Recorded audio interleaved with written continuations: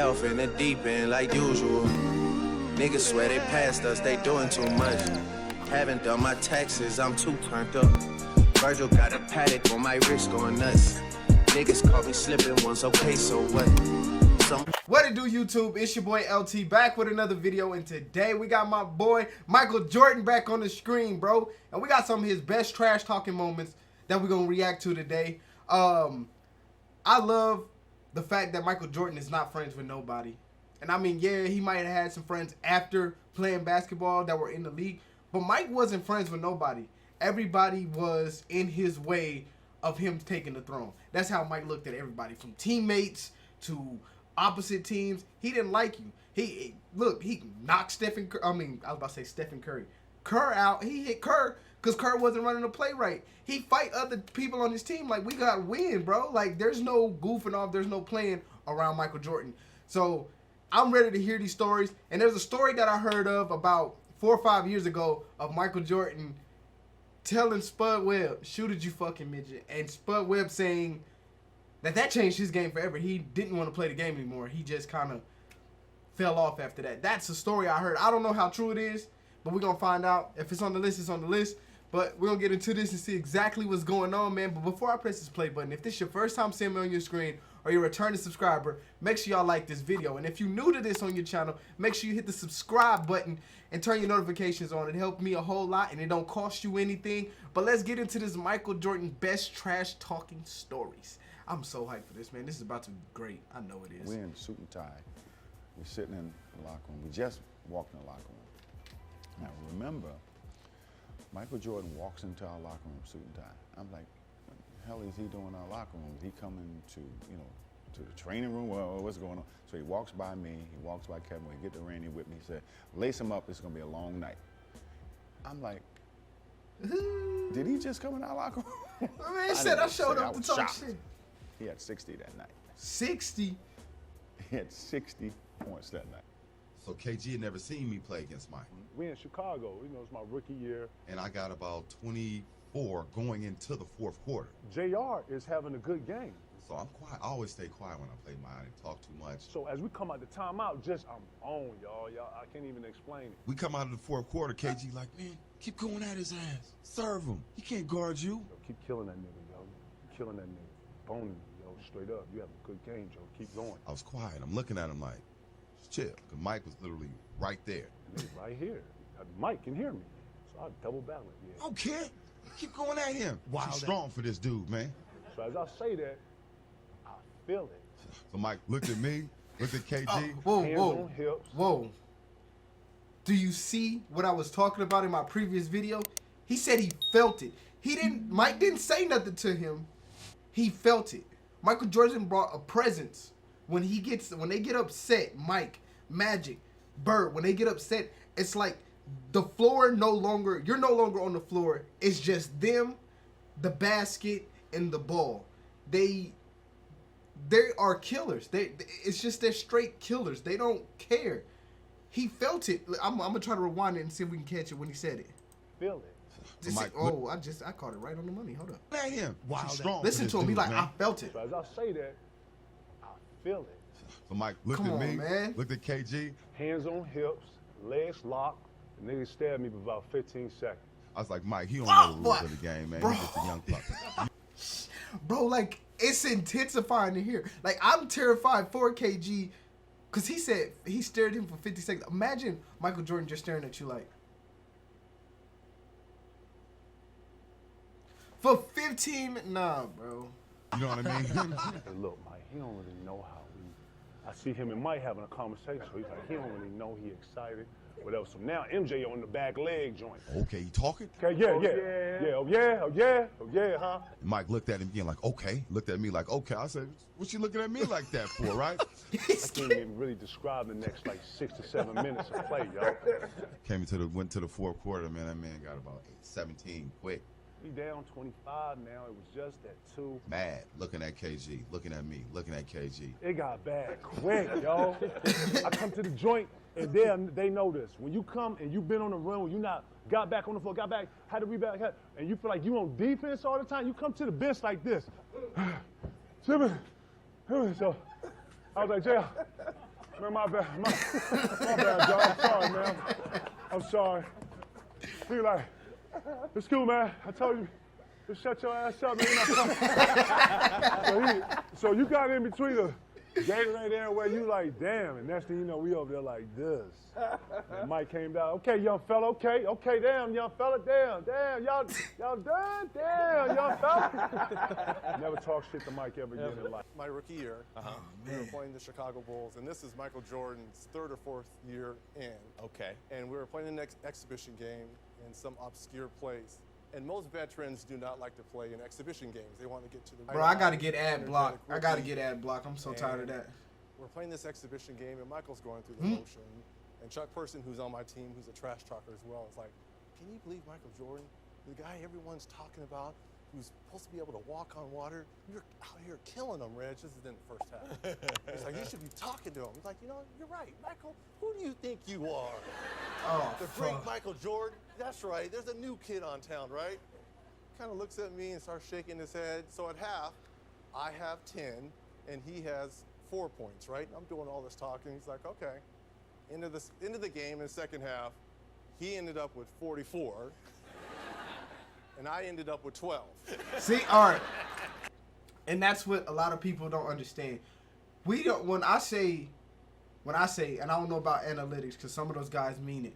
Just the last 5 minutes of a game. A finisher, they start off slow, and then they kill you in the second half. That's where the game counts. The first half is a fill out for me. You know how they always say LeBron James, he always loses his first playoff game to get a fill out for the team, and then he sweeps them the rest of the way. That's just how LeBron James does it. Mike's game, his throw off was the first quarter, the first half, I'm going to let you play your game so I can see what you're capable of. And then I'm going to show you exactly what I'm going to do to you. I'm going to destroy everything that you built and make you, like, you thought you were doing something, but you wasn't doing shit. I was allowing you. You see what I'm saying? He allowed you to do the things that you thought you were doing. And that's what Mike did. That's how he killed people. Go look at all of Mike's stats, bro. He never really had a lot of predominant games where he averaged over 15 points in the first half. All his points came in that second half. He dropped 30 in the second half, 40 in the second half, 50 in the second half. He does it in the second half because he wants to get the fill out for you, so he knows exactly how to destroy you. His first quarter is his defensive play. Him getting the ball to other teammates, allowing them to score. He took over. And I know I'm talking like, I'm sorry, bro, but I know this because I remember there was a conversation between Mike and it's right there on the tip of my tongue. His coach at the time. It's right there on the tip of my tongue. The Lakers coach too. I can't think of it. It's right there on the tip of my tongue. But anyways, he had a conversation with his coach, and his coach told him like, "Hey, you can't do this on your own. You gotta share the ball." And he's like, Phil Jackson. There it is. Phil Jackson. I knew it was gonna hit me. All right. Anyways. Well, he had a conversation with Phil, and Phil's like, hey, you can't just do this on your own. You got to pass the ball around. And Mike didn't want to. So Mike knew he could finish the game. He just needed someone to start the game. And that's where your Steve Kerrs, your Pimpins come in, your Rodman come in, because they could control that first aspect to keep the game close until Mike got a feel for you and then destroyed you. But that's just how I see it. I might be wrong. Don't quote me on it. But if you watch it, if you watch Mike's games, if you watch how he plays, and how the game was actually ran, that triangle offense was the ability to allow other people to score so Mike could get a feel for it. And then it allowed him to be the center of attention in the second half so that he can win. That's just what it was. That's what the triangle offense is.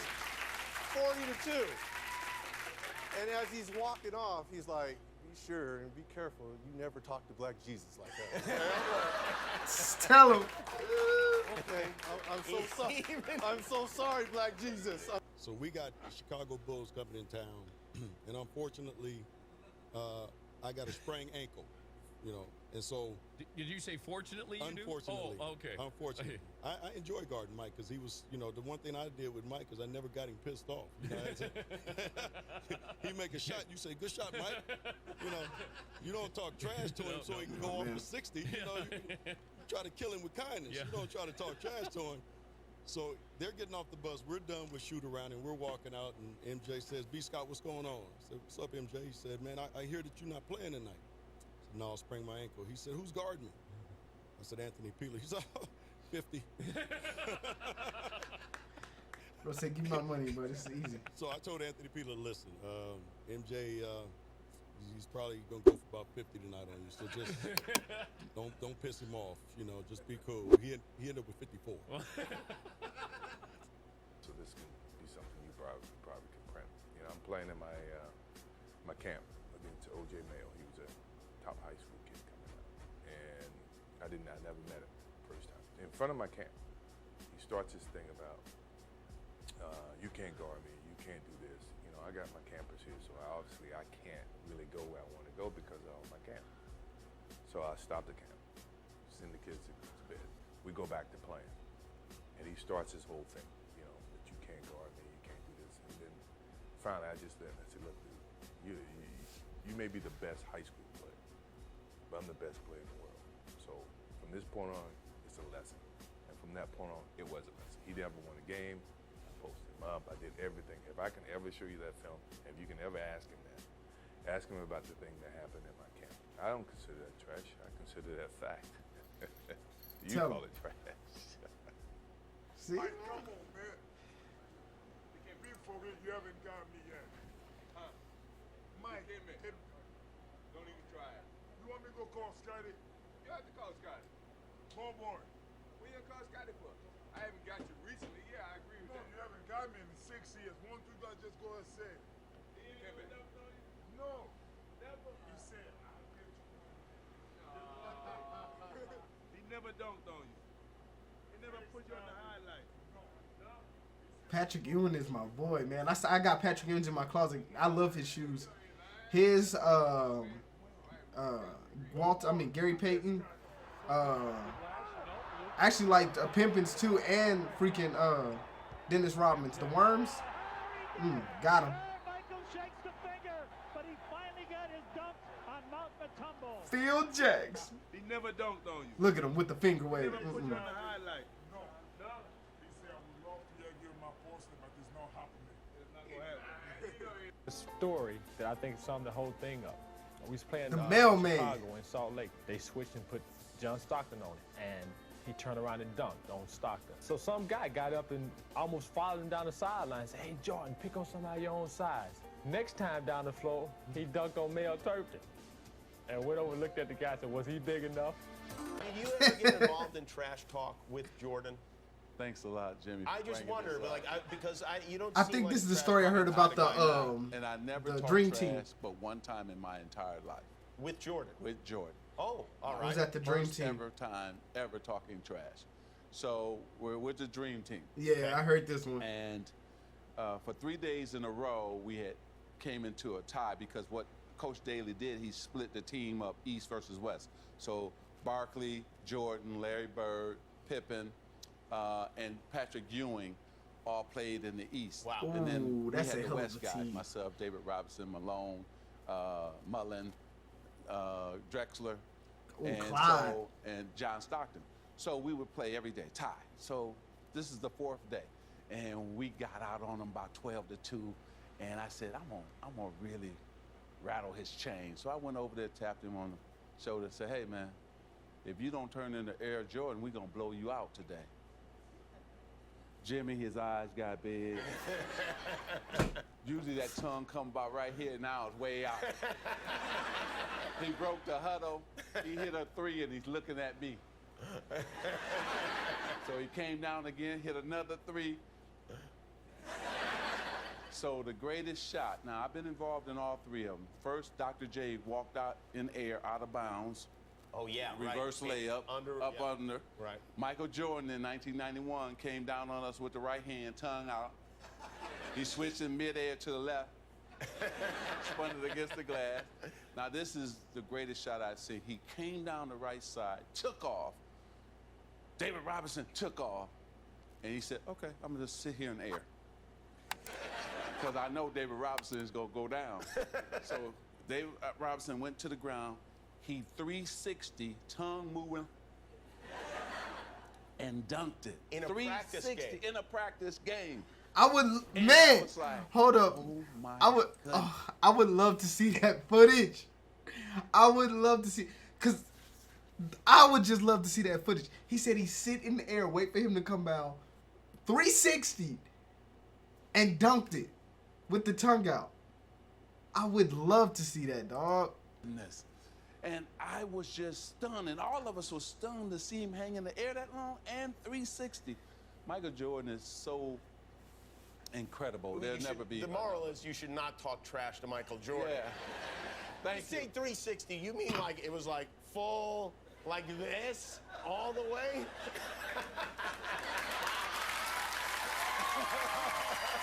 Michael Jordan, it's who you said you wanted to be like. And I've heard you say multiple times that when you saw him for the first time on the court, you could literally see the aura around him. Because that was my guy. That was my hero. Did you talk to him before the game? You see what I'm talking about? The aura. It made him almost deity-like. Because I don't want to call him a god, but deity-like. Like you knew something was special about him.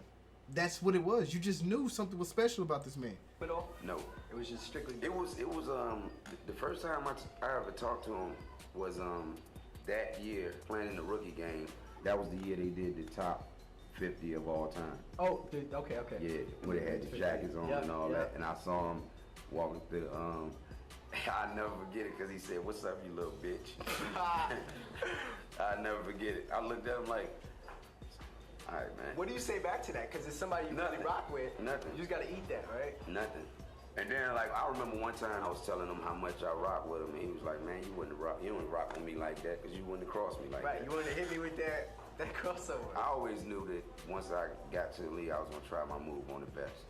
So, he was just a victim that night. That's a foul all day long. Oh, I know you ain't talking. Oh, you ain't. Hey, you This is got beautiful, now. man. I would get that foul. You only got 3 now. I know where you're going. You got to get up quick. If you knew where I was going, why you go for the fake? Mike, after you face the ball, where else you going to go? You left your feet. Yeah, but where else you going to go? In the game, I go for you. I spun all the way around. I go for these ribs right here. That's all right. Hey, no, I shoot them better when the clock going down. Okay, I want to say this because I just like. Hold on, let me cut this off, man. Look, man, I just want to put it back on these guys real quick. Hold on, because I love this. This is a father and son moment if there wasn't a father and son moment. They arguing about what's going on, but they both respect each other's game. This is, I say this with the utmost respect. I think Michael Jordan was like a father figure to Kobe Bryant, and that's why their game is so similar and so respectable. I think everything that Kobe knows, he learned from Mike. I think Kobe and Mike basically stayed at the same house and ate, sleep, and everything, and that's why we got to see Kobe Bryant the way he is. But, man, you know, this is a great video. I wish it had some more trash talking in it. I want to see that video, so if anybody can find that video of him doing that in the Dream Team practice, send me a link, bro. I would love to see that. But, man, yeah, thank you guys for checking out this video. If you guys did enjoy this video, make sure y'all hit that like button and subscribe to the channel for more content like this. But y'all know the deal. LT is out. Peace.